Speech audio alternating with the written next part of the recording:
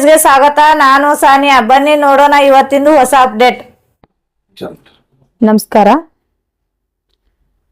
ಇವತ್ತಿನ ದಿನದಲ್ಲಿ ನಾನು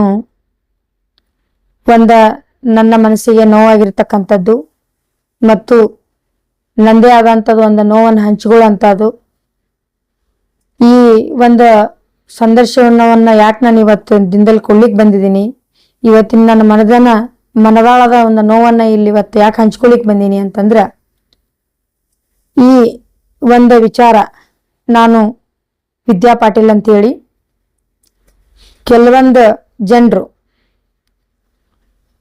ಅವರು ಕೂಡ ರೆಡ್ಡಿ ಸಮಾಜದವರು ನನ್ನಲ್ಲೇ ಇದ್ದು ನನ್ನಲ್ಲೇ ಕುಂತು ನನ್ನಲ್ಲೇ ತಿಂದು ನನ್ನಲ್ಲೇ ಉಂಡು ನನ್ನ ಹತ್ರನೇ ಇದ್ದು ನನಗೆ ಆದಂಥದ್ದು ಒಂದು ನೋವಿನ ಮಾತುಗಳನ್ನು ಒಬ್ಬ ರಾಜ್ಕುಮಾರ್ ರೆಡ್ಡಿ ಮತ್ತು ರಾಣಿ ಬಿರಾದರ್ ಅನ್ನೋರು, ಆಮೇಲೆ ಶ್ರೀಕಾಂತ್ ಭಜಂತ್ರಿ ಅನ್ನೋರು, ಆಮೇಲೆ ಜ್ಯೋತಿ ಅನ್ನೋರು, ಇವರು 4 ಜನ ಸೇರಿ ಮನಬಲ್ಲಂತೆ ರೆಕಾರ್ಡಿಂಗ್ ಮಾಡೋದು ಜನರಿಗೆ ಬಿಡೋದು, ರೆಕಾರ್ಡಿಂಗ್ ಮಾಡೋದು ಜನರಿಗೆ ಬಿಡೋದು. ನಾವು ಆ ರೆಕಾರ್ಡಿಂಗ್ಗಳನ್ನು ಕೇಳಿ ನಮಗೆ ಬಂದಂಥ ರೆಕಾರ್ಡಿಂಗ್ಗಳಿಗೆ ನಮಗೆ ಅಪಮಾನದ ಮಾತು, ನಿಂದೆಗಳ ಮಾತು ಮತ್ತು ಹೆಣ್ಣು ಕುಲಕ್ಕೆ ಅವಮಾನ ಆಗುವಂಥ ಮಾತುಗಳು ಇದ್ದ ಕಾರಣಕ್ಕೆ ನಾವು ಈಗಾಗಲೇ ವಿಜಯಪುರ ಜಿಲ್ಲೆ ಸಂಬಂಧಪಟ್ಟಂಥ ನಿಡಗುಂದಿ ತಾಲೂಕದಲ್ಲಿ ಮಾನ್ಯ PSI ಸಾಹೇಬ್ರ ಹತ್ರ ನಾವು ನನ್ನ ಮಗಳು ಮತ್ತು ಜಾತಿನಿಂದನೇ ಮಾಡಿರ್ತಕ್ಕಂಥವ್ರು ಒಬ್ರು ಕೇಸನ್ನು ಅವರು ಕೂಡ ಕೊಟ್ಟಿದ್ದಾರೆ. ಈರಣ್ಣ ತಾರ್ನಾಳ್ ಅಂತ ಹೇಳಿ ಅವರು ಕೂಡ ಕೇಸನ್ನು ಕೊಟ್ಟು ಅವರು ಕೂಡ ಈಗಾಗಲೇ ಮಾನ್ಯ PSI ಸಾಹೇಬರು ಕೂಡ ಭೇಟಿಯಾಗಿ ಮತ್ತು ಇನ್ನೊಬ್ರು ಮಸ್ತಾನ್ ಸಾಬ್ ನದಾಪ್ ಅಂತ ಹೇಳಿ ಅವರು ಕೂಡ ಜಮಖಂಡಿಯವರು, ಅವರು ಕೂಡ ಅರ್ಜಿಯನ್ನ ಇವ್ರ ಮೇಲೆ ಕೊಟ್ಟಿರೋದು. ಆಮೇಲೆ ನಾಜೀರ್ ಸಾಬ್ ವಾಲಿಕಾರ್ ಅಂತೇಳಿ ಇವರು ಕೂಡ ರಾಣಿ ಬಿರಾದರ್ ಮೇಲೆ ಅರ್ಜಿಯನ್ನ ಕೊಟ್ಟಿರೋದು. ಅದೇ ರೀತಿ ನಾನು ಒಂದು ಕೂಡ ಅರ್ಜಿ ಕೊಟ್ಟಿದ್ದೀನಿ.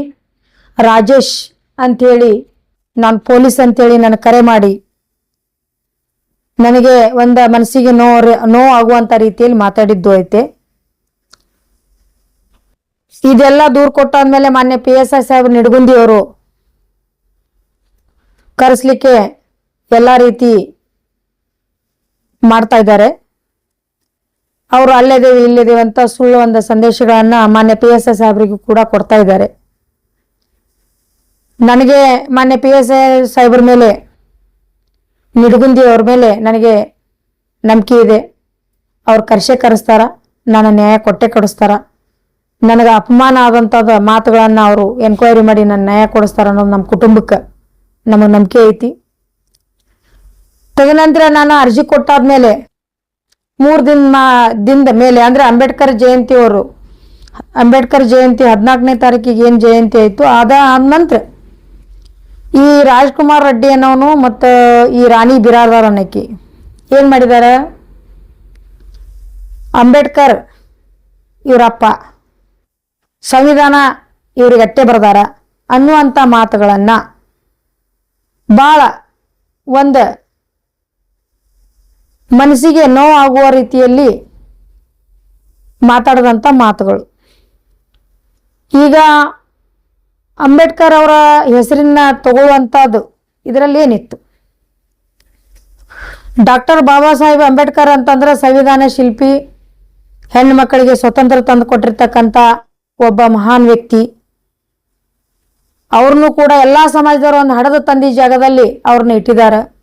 ಎಲ್ಲ ಹೆಣ್ಮಕ್ಕಳು ಭಾವನೆಯಲ್ಲಿ ಅಂಬೇಡ್ಕರ್ ಅಂದ್ರೆ ಅತೀ ಒಂದು ಗೌರವ ಆಗಿರ್ತಕ್ಕಂಥ ಒಂದು ಎಲ್ಲ ಸಮಾಜದವರು ಅವ್ರನ್ನ ಪೂಜಿಸ್ತಕ್ಕಂಥವ್ರು, ಅವ್ರನ್ನ ನೆನೆಸ್ಕೊಳ್ಳುವಂಥವ್ರು. ಕ್ಷಣಕ್ಕೂ ಯಾವುದೇ ಒಂದು ರೀತಿ ಕಾನೂನು ಕಚೇರಿಯಲ್ಲಿ ಕೂಡ ಅಂಬೇಡ್ಕರ್ ಅವ್ರ ಸಂವಿಧಾನನ ಕ್ಷಣಕ್ಕೂ ನೆನಪು ಮಾಡ್ಕೊಂಡಿರ್ತಕ್ಕಂಥ ಎಲ್ಲ ಸಮಾಜದವ್ರು ಇದ್ದಾರೆ. ಈ ವಾಯ್ಸ್ ರೆಕಾರ್ಡ್ಗಳನ್ನ ಬಿಡೋದ್ರ ಸಲುವಾಗಿನೇ ಮೊನ್ನೆ ನಿಡಗುಂದಿ PSI ಸಾಹೇಬ್ರ ಹತ್ರ ಹೋಗಿ ನಾನೆಲ್ಲ ದೂರು ಕೊಟ್ಟಾದ್ಮೇಲೆ PSI ಸಾಹೇಬ್ರ ಭಯನೂ ಇಲ್ಲಾರ್ದನೆ ಮತ್ತು ಇದನ್ನ ವಾಯ್ಸ್ ರೆಕಾರ್ಡಿಂಗ್ ಮಾಡಿ ಇಷ್ಟೆಲ್ಲ ಜನರಿಗೆ ಕಳಿಸಿದಾದ್ಮೇಲೆ ನನಗದು ಬಂದಿರಲಿಲ್ಲ. ನನಗೊಬ್ರು ಯಾರೋ ಅದು ರೆಕಾರ್ಡಿಂಗ್ ಬಿಟ್ಟಾದ್ಮೇಲೆ ನಾನು ಕೇಳಿದಾದ್ಮೇಲೆ ನನಗೆ ಅತಿ DSS ಸಮಾಜದವರು ನನಗೆ ಫೋನ್ ಕರೆಗಳನ್ನು ಮಾಡಿ, ಯಾಕ್ರಿ ಮೇಡಮ್ ನಿಮ್ಮ ಸಮಾಜದವ್ರ ಅಂತೇಳಿ ನೀವು ಪ್ರೆಸ್ ಮೀಟ್ ಮಾಡಲಾರ್ದೆ ಮತ್ತು ಯಾವುದೇ ರೀತಿ ಒಂದು ಸಂದರ್ಶನ ಕೊಡಲಾರ್ದ ಸುಮ್ಮನೆ ಕೂತೀರಿ, ನಿಮ್ಮ ಉದ್ದೇಶ ಏನು, ನಿಮ್ಮ ಅಭಿಪ್ರಾಯ ಏನಂತ ಕೇಳಿದ್ರು ಅವರು. ನೋಡ್ರಿ, ನನ್ನ ಉದ್ದೇಶ ಇವತ್ತು ನಾ ಮಾಡಿದ್ರು ತಪ್ಪೆ, ಇನ್ನೊಬ್ರು ಮಾಡಿದ್ರು ತಪ್ಪೆ, ನನ್ನ ಮಕ್ಕಳು ಮಾಡಿದ್ರು ತಪ್ಪೆ. ಡಾಕ್ಟರ್ ಬಾಬಾ ಸಾಹೇಬ್ ಅಂಬೇಡ್ಕರ್ ಅವ್ರ ಹೆಸರನ್ನ ತಗೊಳಕ್ಕೆ ಯಾರಿಗೂ ರೈಟ್ಸ್ ಇಲ್ಲ. ಬಟ್ ಅಂಬೇಡ್ಕರ್ ಅವ್ರ ಹೆಸರು ಯಾಕೆ ತಗೊಂಡ್ರು ಅನ್ನೋದು ಕೂಡ ನನಗೂ ಇನ್ನೂ ತನಕ ಗೊತ್ತಾಗ್ತಿಲ್ಲ. ಅದಕ್ಕೆ ಈ ನನ್ನ ಒಂದು ಮನದಾಳದ ಮಾತನ್ನ ನಾನು ಹೇಳಿಕ್ಕೆ ಇಷ್ಟಪಡ್ತೀನಿ. ಅಂಬೇಡ್ಕರ್ ಅವ್ರಿಗೆ ಅಗೌರವ ರೀತಿಯಲ್ಲಿ ಮಾತನಾಡಿದ್ದು, ಅಂಬೇಡ್ಕರ್ ಅವರಿಗೆ ಅವರದೇ ಆದಂಥ ಕುಟುಂಬ ಇದೆ, ಅವರದೇ ಆದಂಥ ಮಕ್ಕಳುಗಳಿದ್ದಾರೆ, ಅವರದೇ ಆದಂಥ ಮೊಮ್ಮಕ್ಕಳಿದ್ದಾರೆ, ಅವರದಂಥ ಒಂದು ವಂಶಾವಳಿ ಐತಿ. ಅಂಥ ಕುಟುಂಬದವರಿಗೆ ಯಾರ್ಯಾರಿಗೆ ಯಪ್ಪ ಅನ್ನೋದು, ಯಾರ್ಯಾರಿಗೆ ಹಂಗೆ ಅನ್ನೋದು, ಹಿಂಗೆ ಅನ್ನುವಂಥ ಮಾತುಗಳನ್ನು, ಅಪಮಾನದ ಮಾತುಗಳನ್ನು ಮಾತಾಡಿದ್ದು ಶುದ್ಧ ತಪ್ಪು.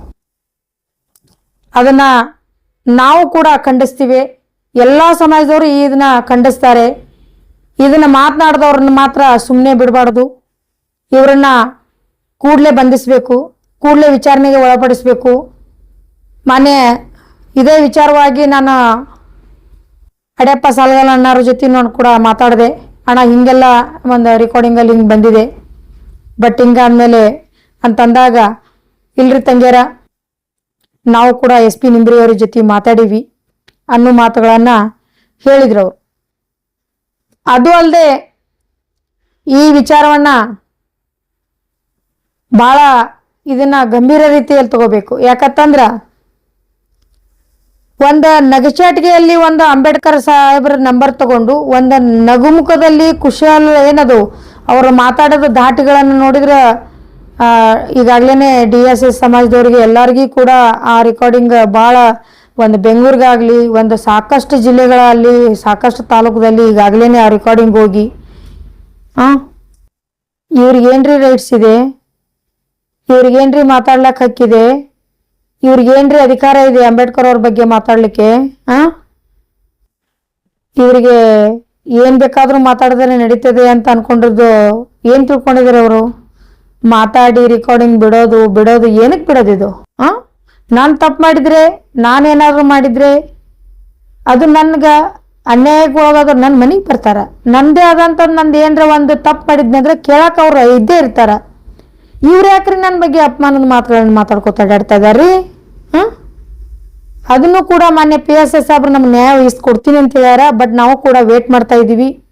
ಸುಮಾರು ಒಂದು 4-5 ಜನರು ಕೂಡ ನಾವೆಲ್ಲ ಅರ್ಜಿನೂ ಕೊಟ್ಟಿದ್ದೀವಿ. ನನ್ನ ಮನಸ್ಸಿಗೆ ನೋವಾಗಿರೋದು, ಅತಿ ನೋವಾಗಿರೋದು ಅಂತಂದ್ರೆ ಡಾಕ್ಟರ್ ಬಾಬಾ ಸಾಹೇಬ್ ಅಂಬೇಡ್ಕರ್ ಅವ್ರ ಬಗ್ಗೆ ಮಾತನಾಡಿದ್ದು, ಇವ್ರ ತಂದೆನು ಅಂದಿದ್ದು, ಇದು ನನ್ನ ಮನಸ್ಸಿಗೆ ಬಹಳ ನೋವಾಗೈತಿ. ನಿಜವಾಗ್ಲೂ ನಾನು ಇದನ್ನ ಖಂಡಿಸ್ತೀನಿ. ಇದನ್ನ ನಾನು ಏನ್ ಮಾಡ್ಬೇಕು ಅಂತಂತಂದ್ರೆ ಸಂವಿಧಾನ ಶಿಲ್ಪಿ ಬಾಬಾ ಸಾಹೇಬ್ ಅಂಬೇಡ್ಕರ್ ಅವರಿಗೆ, ಅವ್ರ ಕುಟುಂಬಕ್ಕೆ ಅವಮಾನ ಆಗಿರ್ತಕ್ಕಂಥ ಮಾತಿದು, ರಮಾಬಾಯಿ ಅವರಿಗೆ ಅವಮಾನ ಆಗಿರ್ತಕ್ಕಂಥ ಮಾತಿದು. ಎಲ್ಲರೂ ಅವ್ರನ್ನ ದೇವರ ಜಾಗದಲ್ಲಿ ನೋಡ್ತಾರೆ. ಡಾಕ್ಟರ್ ಬಾಬಾ ಸಾಹೇಬ್ ಅಂಬೇಡ್ಕರ್ ಅವ್ರ ಫೋಟೋ, ಆಮೇಲೆ ಬಸವಣ್ಣನವರ ಫೋಟೋ, ಬುದ್ಧ ಅವರ ಫೋಟೋ, 3 ಫೋಟೋಗಳನ್ನ ಇವತ್ತು ಎಲ್ಲ ಆಫೀಸ್ನಲ್ಲಿ, ಎಲ್ಲ ಮನೆಗಳಲ್ಲಿ, ಎಲ್ಲ ಇದರಲ್ಲಿ ನಾವು ಯಾಕೆ ಪೂಜಿಸ್ತೀವಿ? ಅಂಬೇಡ್ಕರ್ ಅವರು ಮನುಷ್ಯ ಅಲ್ಲ, ಅವರು ಒಂದು ದೇವರ ಸ್ವರೂಪದವರು, ದೇವರಂತ ನಾವು ತಿಳ್ಕೊಂಡಿದ್ದೀವಿ ಅನ್ನುವಂಥದ್ರಲ್ಲಿ ಮತ್ತು ಇವರು ಇಷ್ಟು ಒಂದು ಕೇವಲವಾಗಿ ಮಾತಾಡ್ತಾರಂದ್ರೆ ಇವ್ರನ್ನ ಕಾನೂನು ಕ್ರಮ ತಗೋಬೇಕು. ಇವ್ರ ಮೇಲೆ ಕಾನೂನು ಕ್ರಮ ತಗೊಂಡು ಕಾನೂನು ಪಾಠನ ಇವ್ರಿಗೆ ಕಲಿಸ್ಬೇಕು. ಇದೇ ರೀತಿ ಅವಮಾನದ ಮಾತುಗಳನ್ನು ಮತ್ತು ಇದೇ ರೀತಿ ಏನ ಭಾಳ ಒಂದು ಅವಾಚ್ಯ ಶಬ್ದದಿಂದ ಏನು ಮಾತಾಡಿದಾರಲ್ಲ, ಈಗ ನನ್ನ ಮಗಳು ಕೂಡ ದೂರು ಕೊಟ್ಟಿದ್ದಾರೆ, ನನ್ನ ಮಮ್ಮಿ ಏನು ಮಾಡಿದ್ದಾರೆ, ನನ್ನ ತಾಯಿ ಏನು ಮಾಡಿದ್ದಾರೆ, ಅದನ್ನೆಲ್ಲ ಹೇಳಿಬಿಟ್ಟೆ ಹೋಗಬೇಕು ಅನ್ನುವಂಥ ಮಾತುಗಳನ್ನು ಹೇಳಿ ಮತ್ತು ಅರ್ಜಿಯಲ್ಲಿ ಬರೆದು ಮಾನ್ಯ PSI ಸಾಹೇಬರು ಕೊಟ್ಟಾರ. ಅದಕ್ಕಿಂತ ಹೆಚ್ಚಾಗಿ ನನಗೆ ಅಂಬೇಡ್ಕರ್ ಸಾಹೇಬ್ರ ಬಗ್ಗೆ ಮಾತಾಡಿದ್ ನನ್ನ ಮನಸ್ಸಿಗೆ ನೋವಾಗ್ಯದ. ಇದನ್ನ ಕೂಡಲೇ ತನಿಖೆ ಮಾಡಬೇಕು. ಕೂಡಲೇ ಇದನ್ನ ಪರಿಶೀಲನೆ ಮಾಡಿ ಮಾನ್ಯ SP ಸಾಹೇಬರು, ಮಾನ್ಯ ನಮ್ಮ ನಿಡಗುಂದಿ CPI ಸಾಹೇಬರು, ಆಮೇಲೆ ಮಾನ್ಯ ನಮ್ಮ PSI ಸಾಹೇಬರು ಇದನ್ನ ಕೂಡಲೇ ಇದನ್ನ ವಿಚಾರಣೆ ಕೈ ತಗೊಂಡು ಇದನ್ನ ಎಲ್ಲರಿಗೂ ನ್ಯಾಯ ಒದಗಿಸ್ಕೊಡ್ಬೇಕಂತ ನನ್ನಲ್ಲಿ ಕೇಳ್ತಿರ್ತಕ್ಕಂಥ ಒಂದು ಕಳಕಳಿಯ ವಿನಂತಿ ಆಗಿರ್ತೈತಿ. ನಮಸ್ಕಾರ. ಅದು ಅಲ್ಲದೆ ರಾಣಿ ಬಿರಾದಾರನಕ್ಕಿ ಅಮೀನ್ ಸಾವ್ ಅಲಿಕಾರಗ ನನಗೆ ಕೆಲವೊಂದು ರೆಕಾರ್ಡಿಂಗಲ್ಲಿ ಈಗಿನ ಕಲಾಸ್ ಮಾಡಿಸ್ತೀನಿ, ಈಗಿನ ಮರ್ಡರ್ ಮಾಡಿಸ್ತೀನಿ ಅನ್ನುವಂಥ ಮಾತುಗಳು ಕೂಡ ನಮ್ಮಲ್ಲಿ ರೆಕಾರ್ಡಿಂಗ್ದೊಳಗೆ ಅದಾವು. ಮಾನ್ಯ SP ಸಾಹೇಬರು ದಯಮಾಡಿ ನನಗೆ ರಕ್ಷಣೆ ಕೊಡಬೇಕು. ನನ್ನ ಸೋಷಿಯಲ್ ಫೀಲ್ಡ್ನಲ್ಲಿ ನನ್ನದೇ ಆದಂಥ ಒಂದು ತತ್ವ ಸಿದ್ಧಾಂತಗಳಲ್ಲಿ ನಾನು ಹೋಗ್ತಾ ಇದ್ದೀನಿ. ಇವತ್ತಿನವರೆಗೂ ಯಾವ ರಾಜಕಾರಣರು ಮನಸ್ಸಿಗೆ ನೋವಾಗಲಿ ಅಥವಾ ಯಾವುದೇ ಒಂದು ವಿಚಾರದೊಳಗೆ ಯಾರ ಮನಸ್ಸಿಗೆ ನಾವು ನೋವು ಮಾಡಿಲ್ಲ, ಯಾವ ಮನಸ್ಸಿಗೆ ನಾವು ನೋವಾಗೋ ಥರ ನಾವು ನಡ್ಕೊಂಡಿಲ್ಲ. ದಯಮಾಡಿ ಯಾವ್ಯಾವರು ಒಬ್ಬರು ಪಿತೂರು ಮಾಡಿ ಯಾವುದೇ ಒಂದು ಷಡ್ಯಂತ್ರ ಮಾಡಿ ಯಾವುದೋ ಒಂದು ಏನೋ ಒಂದು ಮಾಡಿ ನನ್ನ ತೇಜಾವಧಿ ಮಾಡಲಿಕ್ಕೆ ಮತ್ತು ನನ್ನ ಒಂದು ಮಾನಹಾನಿ ಮಾಡಲಿಕ್ಕೆ ಮತ್ತು ನನ್ನನ್ನು ಜೀವ ಬೆದರಿಕೆ ಹಾಕಲಿಕ್ಕೆ ಮತ್ತು ಕೊಲೆ ಮಾಡುವಂಥ ಪ್ರಯತ್ನದಲ್ಲಿದ್ದು ಕೊಲೆ ಬೆದರಿಕೆ ಕೂಡ ನನಗೆ ಹಾಕಿದ್ದು ಭಾಳ ಸ್ಪಷ್ಟವಾಗಿ ಐತಿ. ತಾವು ದಯಮಾಡಿ ನನಗೆ ನ್ಯಾಯ ಒದಗಿಸ್ಕೊಡ್ಬೇಕು, ನನಗೆ ರಕ್ಷಣೆ ಕೊಡಬೇಕು. ನನಗೆ ಒಂದು ಒಳ್ಳೆಯ ಒಂದು ಕಾನೂನು ರೀತಿಯಲ್ಲಿ ನನಗೆ ನ್ಯಾಯ ಒದಗಿಸ್ಕೊಡ್ಬೇಕಂತ ನಾನು ಕಳಕಳಿಯಿಂದ ಕೇಳ್ತಾ ಇದ್ದೀನಿ. विद्या पाटिल। लेटेस्ट न्यूज अपडेट्स के लिए YouTube एक्सप्रेस को सब्सक्राइब कीजिए, साथ में बेल आइकॉन को भी क्लिक कीजिए, साथ ही साथ लाइक, शेयर और कमेंट करना ना भूलिए।